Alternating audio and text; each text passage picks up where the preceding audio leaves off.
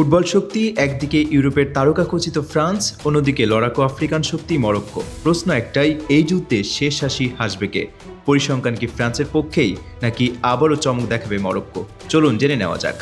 কাগজে কলমের শক্তির বিচারে ফ্রান্স অনেকটাই এগিয়ে। বিশ্বকাপের ইতিহাসে দুইবারের বিশ্ব চ্যাম্পিয়ন, অসংখ্য তারকায় ভরা স্কোয়াড এবং বড় ম্যাচ জয়ের অভিজ্ঞতা, সব মিলিয়ে ফরাসিরাই ফেভারিট। অন্যদিকে মরক্কোকে কখনোই হালকাভাবে নেওয়ার সুযোগ নেই। 2022 বিশ্বকাপে সেমিফাইনালে উঠে তারা প্রমাণ করেছিল শৃঙ্খলিত রক্ষণ, দ্রুত পাল্টা আক্রমণ আর অদম্য লড়াইয়ের মানসিকতা দিয়ে যে কোনো পরাশক্তিকে থামানো সম্ভব। দুই দলের মুখোমুখি লড়াইয়ের ইতিহাসেও সামান্য এগিয়ে ফ্রান্স।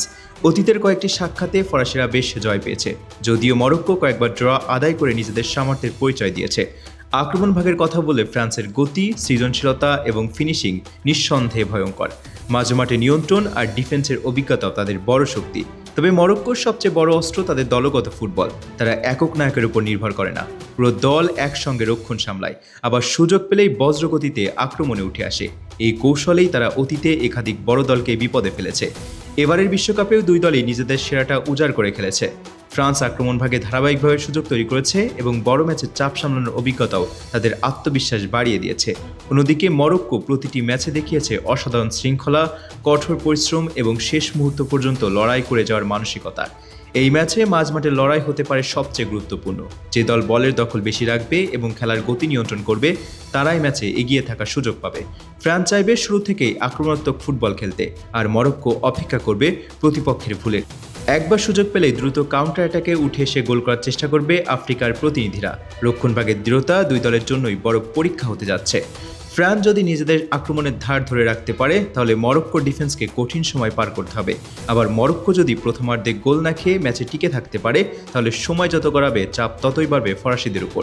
বিশ্বকাপের নকআউট ম্যাচে ছোট ছোট মুহূর্তই পার্থক্য করে দেয়। একটি কর্নার, একটি ফ্রি কিক, একটি ভুল পাস কিংবা গোলরক্ষকের একটি দুর্দান্ত সেভ, এসবই ম্যাচের ভাগ্য বদলে দিতে পারে।